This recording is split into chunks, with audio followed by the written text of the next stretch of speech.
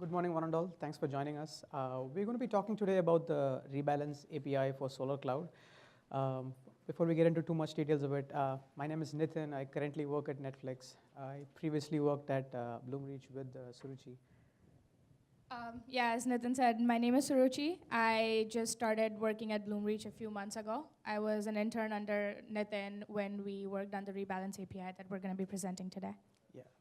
So the Rebalance API has multiple aspects to it, and it's a topic in itself for a few hours. So in the benefit of time, we're shrinking it to what would cater to from an open source perspective and what would benefit the most of the community if you want to, let's say start using it tomorrow morning. So it's actually a multi-quarter effort that we had to put in to kind of visualize and figure out what specific problems do people face when it comes to SLA management, and when it also comes to kind of cluster and index and data management, and how can we offer more kind of a fine-grained solution to it. And that, given those kind of problems, we went to the drawing board and we said, can we do something that is built in a generic way so that the entire community can benefit out of it? And that's pretty much what Rebalance is about. So how the talk is going to be structured is we'll go through some of the motivations that made us think, why we should actually go in and build something new. Kind of intros into how Rebalance does. And instead of making it more theoretical, what we wanted to do was, what are the major scaling challenges that we encountered in our production environments? We'll go over them. And we said we want to compare what the open source version of the current Solar offered at that point in time, what was missing, and what we ended up building. And if you were to use the Rebalance API, how your production would change. For those specific scenarios. And then we'll also go over which part of it has been open source and what the current status of open source is, and then what's the roadmap for the coming weeks and months. So motivation, at a higher level, when you're running a SolrCloud cluster at a very large scale, and I mean probably hundreds of nodes or even thousands of collections, some of the trivial issues also become very, very non-trivial. So SLA management is one of the key aspects we wanted to focus on. And when I mean SLA, I refer to three different things. One is availability. How can you do any operation in a production cluster that has basically zero downtime, right? 99.9995 could also be not acceptable at some points in time for some of the critical operations that you're doing. Either it could be a big customer, or just because from an operations standpoint it is harder, you would want to keep it at a very high availability, make the system highly available. The second aspect is query performance. So SLA could also mean from query performance standpoint, which is your average latencies or your 95th percentile. You wanted to make sure it's always within, let's take 250 milliseconds or 500 milliseconds. Anything more than that, if it goes in the order of 1 or 2 seconds, maybe once in a while is fine. Let's say when you have garbage collection or something you can't control, it's okay. But when you have consistent latencies in the order of 3 seconds or 4 seconds, that's definitely not acceptable. So as you're expanding clusters and data, how do you keep that SLA within a control so that you don't you end up satisfying your customers, and as well as from an operations standpoint it is acceptable to you. The third is availability from a data freshness standpoint. What I refer to there is kind of indirectly attributed to indexing performance, but at a very high level it is more like I have a new data that needs to be indexed and made to serve right away. So how can we reduce the time taken from some data that has been given as an input to us to indexing it into production so that it is actually searchable as soon as possible. So that is more from an indexing performance standpoint, which currently in a Solar world, that is very tied to query performance as well. And that's purely because of the underlying sharding mechanism. You have a collection, let's say A. Collection A has a static shard setup, just let's say 4 shards. Indexing also has to use just the 4 shards, and serving can also use the 4 shards. You can't decouple the both. You can't have more shards for indexing and then lesser shards for serving to satisfy both your requirements. And that kind of management was a very, very big deal for us, at least from some customer standpoint earlier. And so these are at a very high level the problems that we were trying to solve. So how do you offer 2 things in Solar? One is good SLA management. Number 2 is how do you make sure that you're building a framework that can be easily open source so that the community can also take benefit out of it, because we're definitely not the first ones to go through these kind of problems. I'm pretty sure that a lot of other folks have gone through, and from the community emails, it was very clear to us that if we had to build something, it has to be for open source. So what does Rebalance API give us? At a very high level, like as mentioned, is SLA management. But internally, it maps into 3 different kinds of dimensions. One is how do you do better index management? How do you do better data management? And how do you do cluster management? Think of it as if these 3 are done right, it actually forms the basis for us to be able to auto-scale Solar. So either you want to automatically add more nodes and make sure that it is scaling for the incoming traffic more like the AWS auto-scale, but it's not stateless, it's kind of in a stateful way. And on the other side, if you have more data and you want to automatically redistribute and shard it so that both the query performance as well as the availability still don't take a hit. So Rebalance offers 2 different flavors. One is called scaling strategies, the other one is called allocation strategies. Scaling strategies basically answer the question how. How do you automatically shard, or how do you dynamically shard? How do you automatically redistribute the data within the cluster? And all of them are zero downtime operations. So how do you automatically add replicas or remove replicas?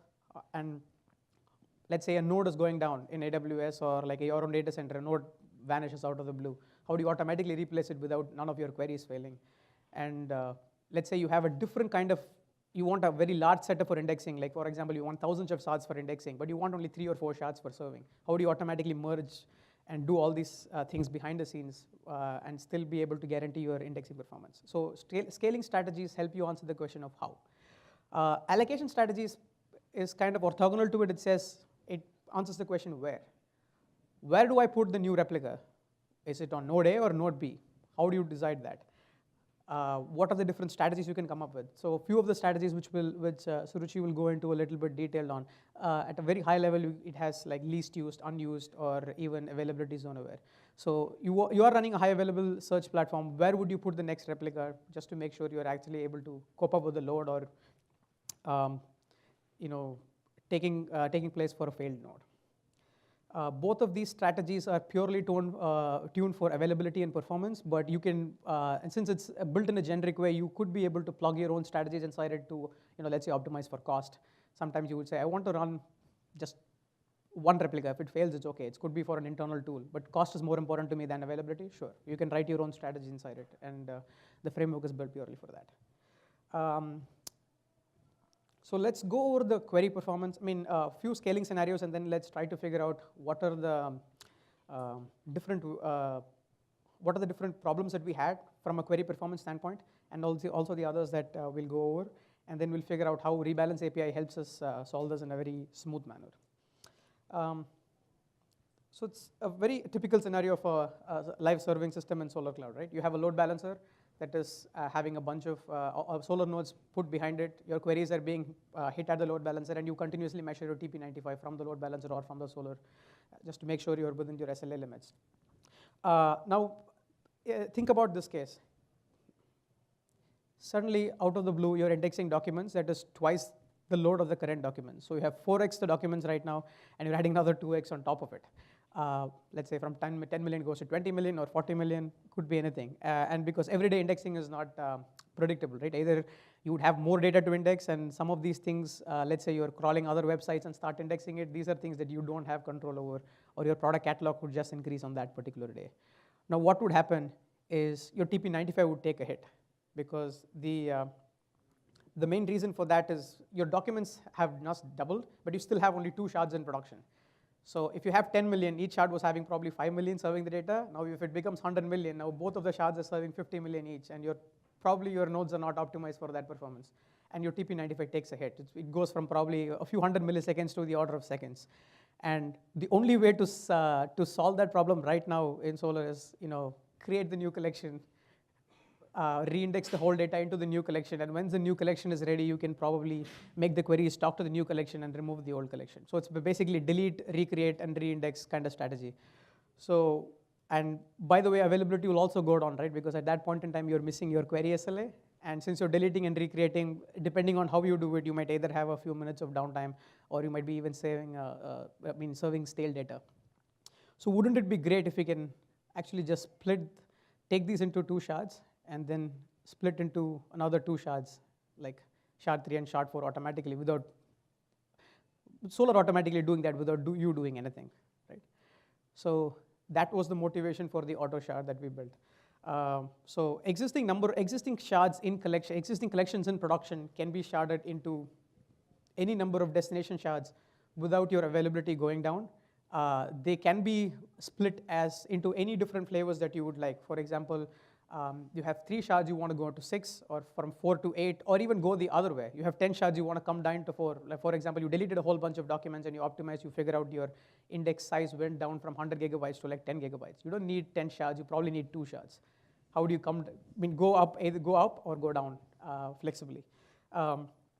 And you don't need to do the heavy reindexing process, because some of the use cases you will be able to reindex the whole collection in probably a few minutes or an hour. In some cases, it's just an additive index. So it's very hard for you to go and run the reindexing process, because it might take even a day or two for some of the heavyweight indices that you have. So reindexing, when it is not an option, this is probably the right way to go for you. So Rebalance, if I have not mentioned it earlier, it's actually been implemented as an admin handler as a part of Solar.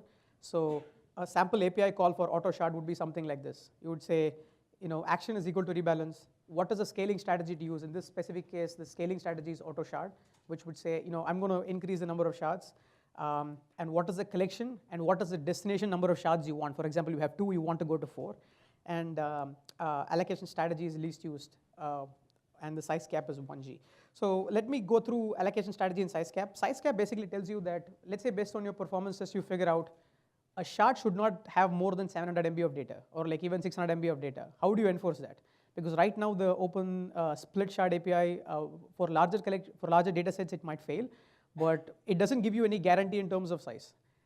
Sometimes it could happen that 3 shards are 1 gigabytes each, and the 4th shard alone is probably much more size than that, because the documents in that shards are of higher size. At that point in time, your latencies for that shard alone will be higher.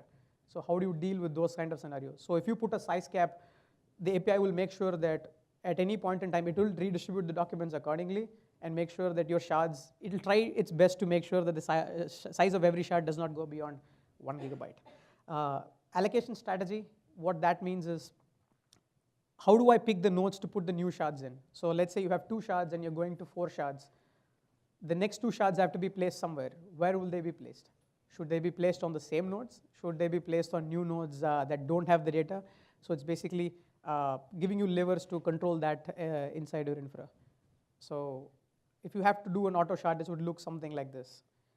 It would create 3 and 4 shards. It would split the data from the shard 1 and shard 2 into shard 3 and shard 4. There are a few things that we do behind the scenes, which we'll get into as to how exactly we do it. So internally, we do Lucene-based merges. So first thing we do is, there are 2 strategies. One is called a simple strategy, which is for very small collections, we just merge both the shards together, create a new shard, and then split from that shard into the required number of destination shards. In that way, the current shards can continue serving it while the new shards are being formed behind the scenes. The only problem with this approach is it works for smaller collections, but for larger collections, if you have 1 terabyte or so, this operation itself would take you an hour or even more, or sometimes it could even fail. And hence we had to go with kind of a smart split strategy. What that means is, we initially identify the number of splits that needs to be made. So let's say you're going from 2 to 4, you don't need to merge 2 and then split all the 4 again.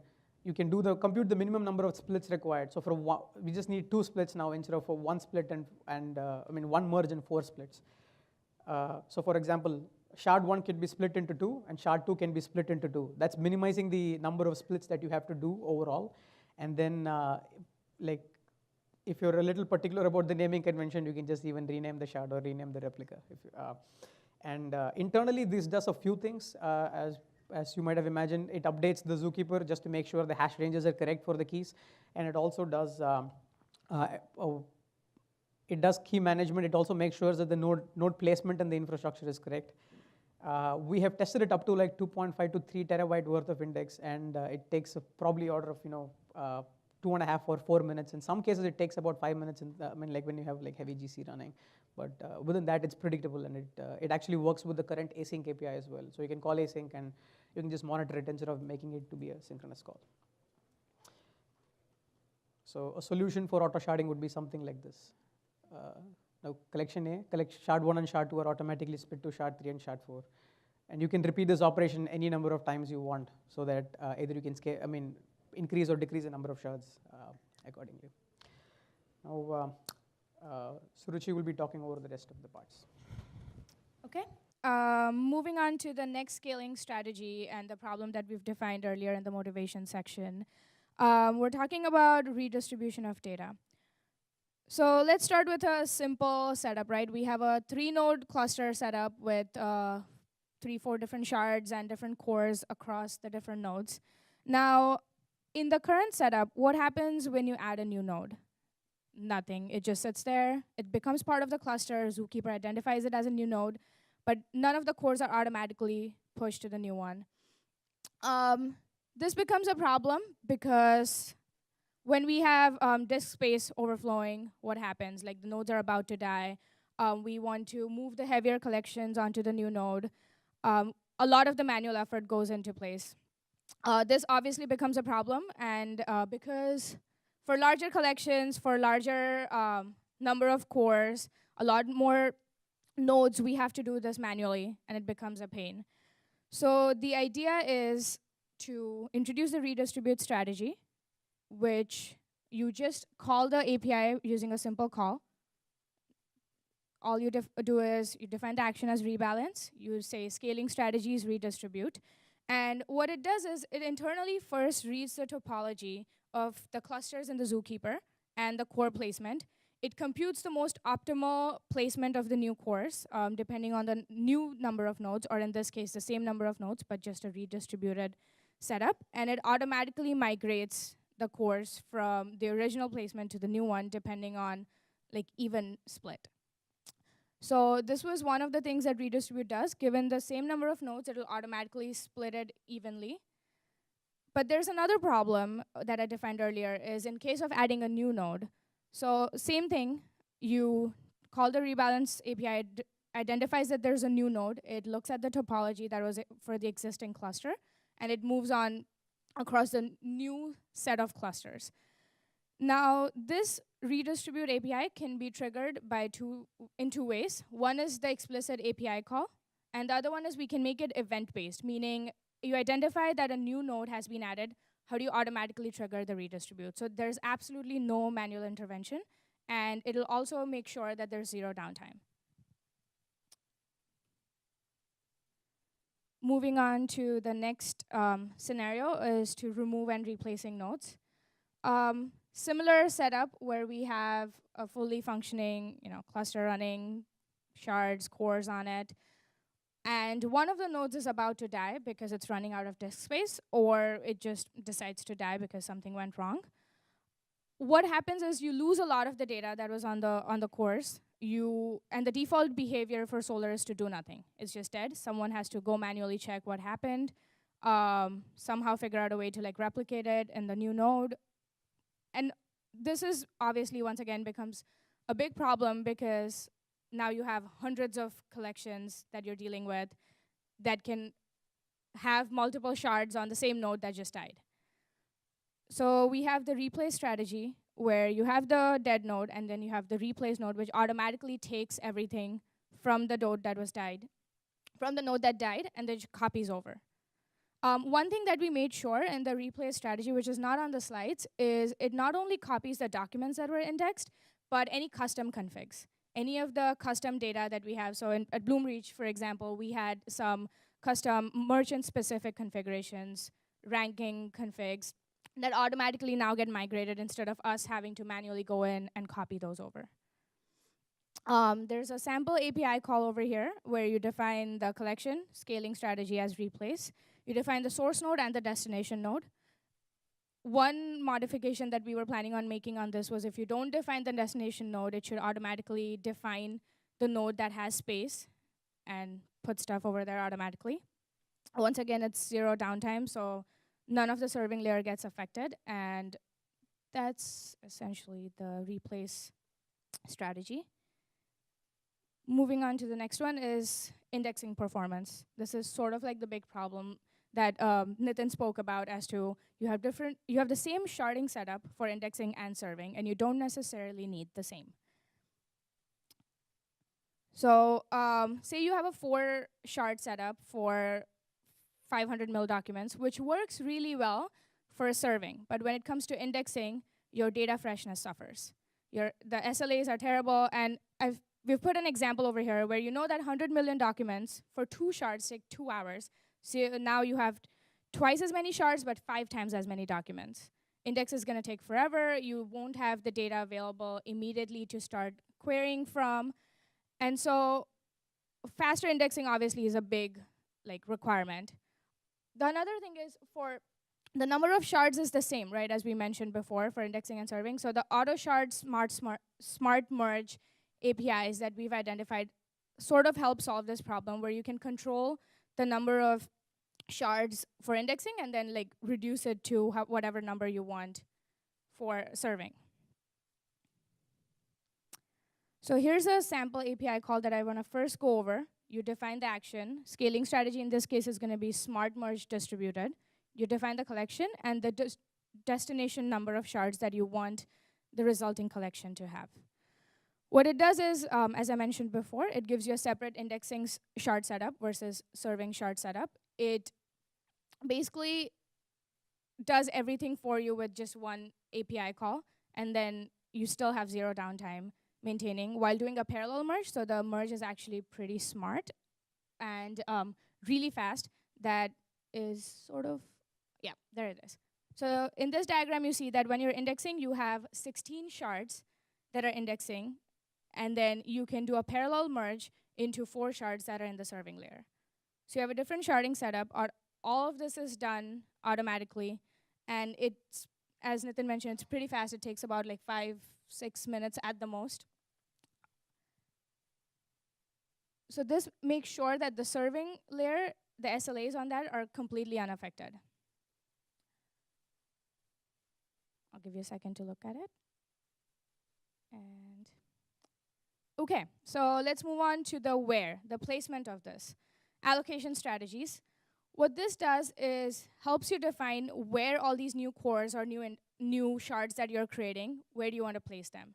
So we've identified 3 allocation strategies that helped us a lot. One of them was the least use strategy.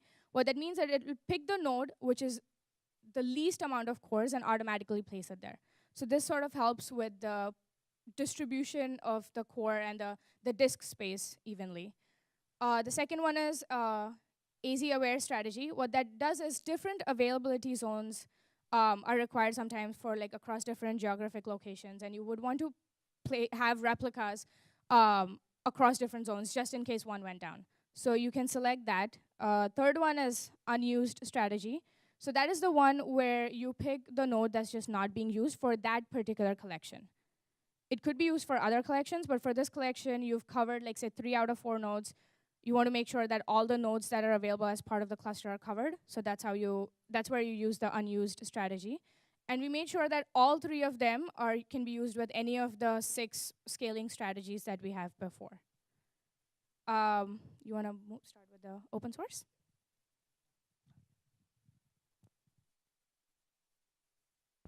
Hello. Yeah.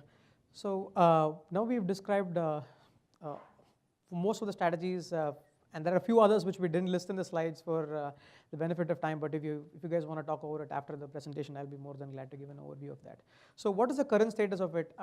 When we actually started this effort a year and a half ago, so at that point in time, it was between Solr 4.10 or 5, but we were still in 4.6, so we built the whole thing on top of 4.6. It has been tested up to 4.10, and the entire thing is open sourced. So everything that we talked about right now, the patches in Solr 9241. So you should be able to just download it and apply it, and you can hit the ground running. However, after Solr 5, there have been some significant architectural changes, like in terms of the zookeeper cluster state, and there have also been a few other features that have been added on top of it. For example, the allocation strategies that we mentioned. There is a parallel concept to it in Solr 5 called replica placement or replica properties. I forgot the name. So that has some similar properties where you can actually specify a regular expression or some kind of expression that will tell you where the replica can be placed. So we are trying to figure out those kind of commonalities and try to merge that part in. So apart from that, we have so the patch is in 4.6, And if you download 6.2 right now, we have 3 features that have been fully committed inside this. We have, I think, delete node, replace node, and also delete replica, like kind of an intelligent delete replica. So they are in Solr 9.3, 1.8, 1.9, and 2.0 that have already been committed inside the code base. Auto shards and merge shards is what we are currently looking into to see how we can fit that into Solr. So you would probably see about 3 or 4 features in the current 6.2. We are still working with the community to identify some commonalities and then making sure what's the right way long term to get this committed. So summary, if you want to do smarter SLA management in terms of cluster availabilities, query performance or data freshness, then Rebalance API is probably the right thing for you. And this one thing which we failed to mention earlier is that this has no notion of any data center. You can actually apply it to, if your data center is, if you have a cross data center setup, like let's say you have East Coast, West, EU, APAC, whatnot, this will just work across the board. All it needs is basically the Zookeeper metadata to work on top of it. So Rebalance API comes in 2 flavors. One is called scaling and allocation strategies. One defines how to scale, the other decides where to put the data. This forms the fundamental for making Solr an auto scaling platform. One of the things which we kind of experimented is just to make sure that if you were to imagine AWS auto scale built inside SolrCloud itself without any external tools being available, how it would be. And that's kind of the motivation that led us towards this. And anything that we build on top of Solr that will give you better SLA management and availability will, we feel that Rebalance API is going to play a pivotal role in that. And the most important point of all of them is how do you do all of this stuff by providing zero downtime? Downtime is not good, and nobody wants to do any manual operation. So how do you make sure that you take Solr to that next level where things just work out of the box, and also give you enough lever so that if you want it to be fully automated or just trigger based on external events, you should still be able to do it. And finally, we have open source, and we love to have answer any questions that you guys have or talk more about the system.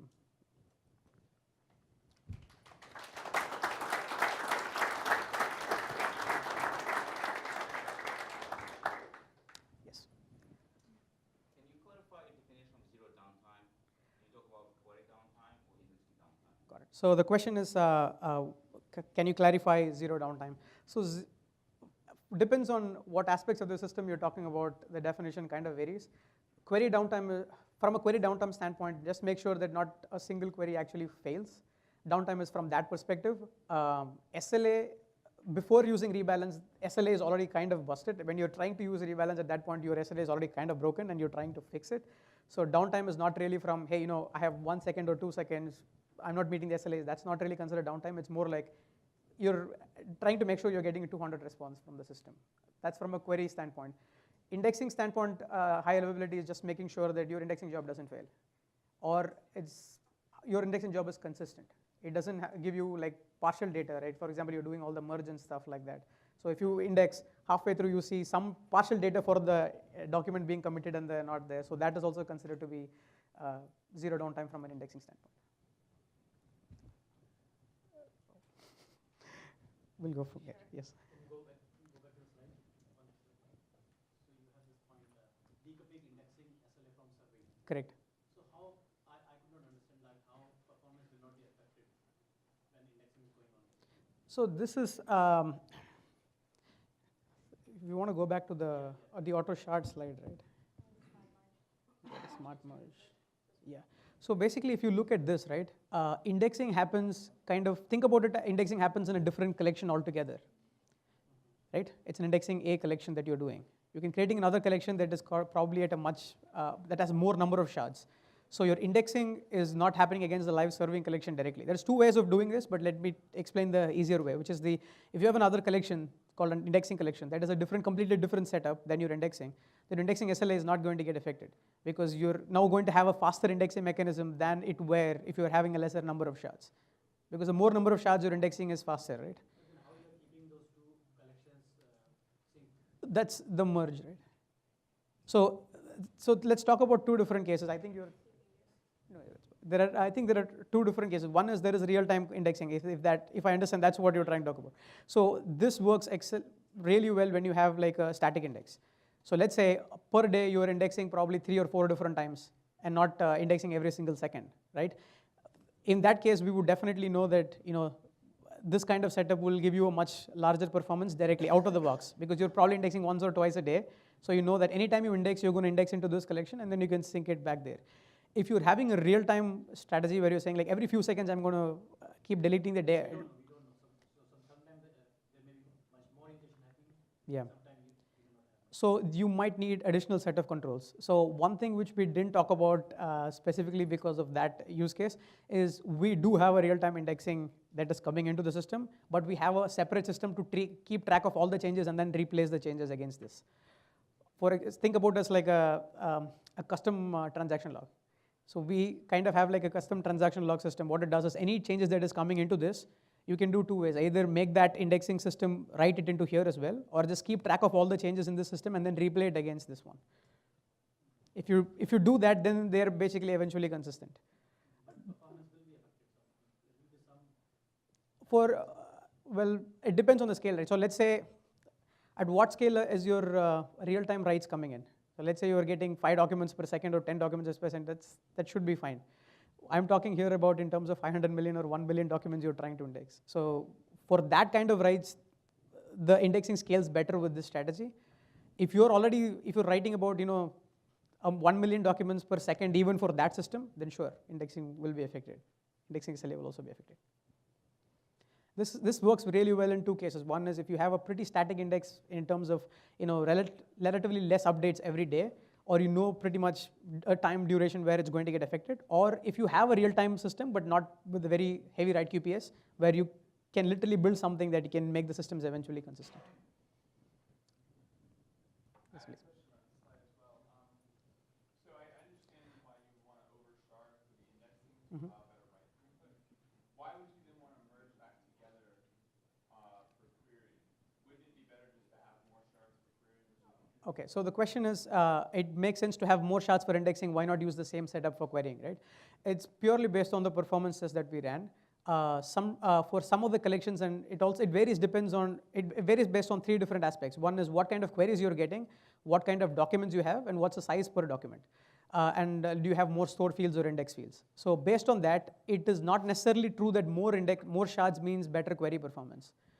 It's always true that more shards means better indexing performance. We have done multiple tests to confirm that, because the writes are now parallel because the leaders are more. In query, it's definitely not true. For example, you have let's say 100 shards and you have like 4 nodes in the system, right? Now, assuming an even distribution, you have 25 shards per machine.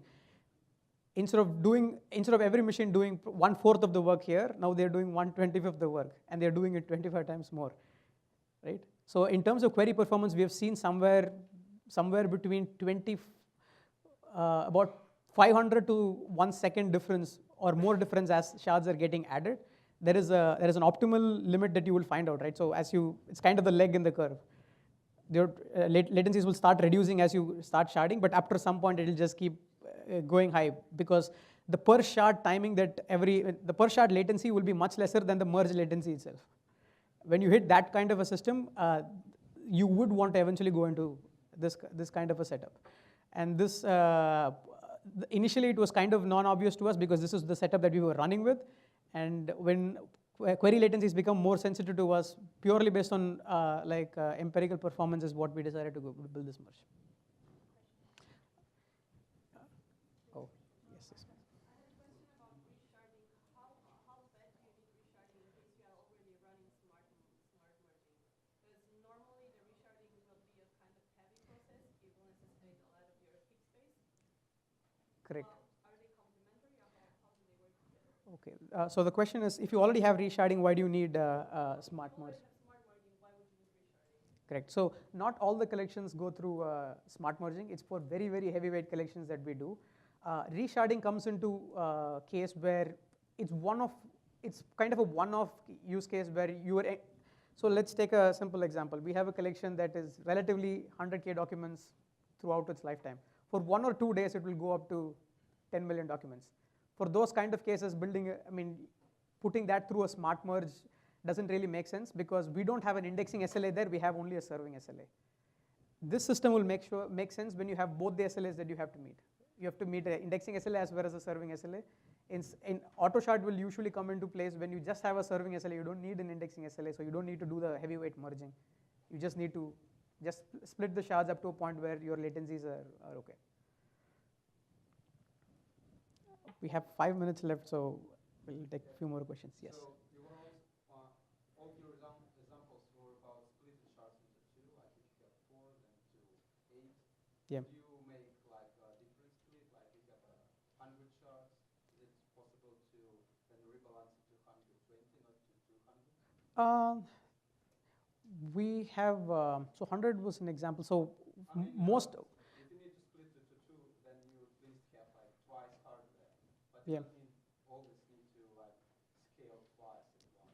Correct. So in most of the cases that we dealt with, barring the, this is a merge. So in terms of split, we have tested it up to 40 maybe, where we went from 10 to 40, but usually it's a multiple of the ones that you're running right now that we have tested with. But I could run that test and let you know how that goes. But there's nothing fundamentally different about the algorithm itself that is going to take into account whether it's a multiple or not. It's just basically, as I was mentioning, right, if you go back to that slide, we have two strategies. One is like a simple split and the other is a smart split. So simple split will basically, if we know that it is kind of, 1 minute. If we know that it is going to be, if we know that it is going to be kind of a multiple, then we can invoke simple split internally. That is, the decision is made by the API itself. But if it has to do something even more trickier, then it will probably resort to the default strategy, which is I'm just going to merge everything and split into 120. There is nothing built into the API that is going to functionally affect the output if it's going to be a multiple or not. But performance-wise, there will be an optimization if it's a multiple. Yes. So the definition of used in the allocation strategies that you referenced seem to have been the number of cores. Correct. Can that be changed? Because it seems like I care a lot more about whether or not I can pull out memory on the node than how many cores I have on it. Yeah, absolutely. So right now, I don't have the code with me, but all of them implement a same kind of a given interface, and there is a thing called get node. So as long as you return whatever node you want, that's what the scaling strategy will use to put the node on. We have two computations there. The one that we open sourced purely decides based on the zookeeper placement, goes to zookeeper, figure out how many cores this guy has and figure out. You could extend it to even running a Unix command underneath and figure out what's the disk space and figure based on that, or you can even run like query the mbeans and figure out what's the memory. You absolutely feel free to do it. And that's the main reason we had to build it kind of like an interface model so that you can feel free to do anything you want. Yes. What if the node does not exist? So the examples which you were given, like split the shard and move to a node which is created from an outside process, right? So does this integrate well with a cloud provisioning process where you can create a node and then distribute the shard? So currently, most of this assumes that the node already exists. It doesn't make any calls to make sure that the provisioning is done first and all of that, but I don't think it is too super hard to build that. The reason we didn't want to go down that route is we want to keep this relatively independent of the data center management logic. And The reason I ask is that the auto-scaling metrics which we might have may not know what's going on behind the scenes to do this, right? So we will not be able to create new nodes because this is solar intelligence, right? So how do we? got it. So I think, are you talking about AWS autoscale or in general your own autoscaling mechanism? Any AWS or any other cloud? So it depends on what kind of autoscaling that you have, right? Most of autoscale is stateless. That doesn't play very well with Solar because it's a stateful system, and hence we were very particular about. We actually considered that, but we were very particular about keeping both of them very different. And we assume that if you are going to run a certain process in a system, or could it be internal or external trigger like Suruchi mentioned, right? Either it detects a new node being added. That could be a trigger for most of them, but how the node is added, who is adding it, from where it's getting added, we don't want to interfere with that logic. Like people run with everything, right? AWS, your own data center, like Google Cloud, Azure, whatnot. So that's a infrastructure layer we didn't want to mess with that.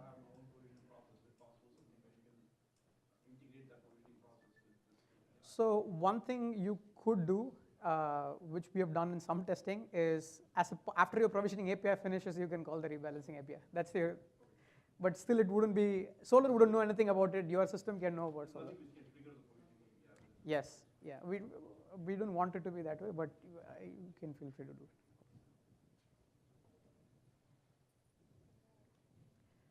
Did I show the slides already?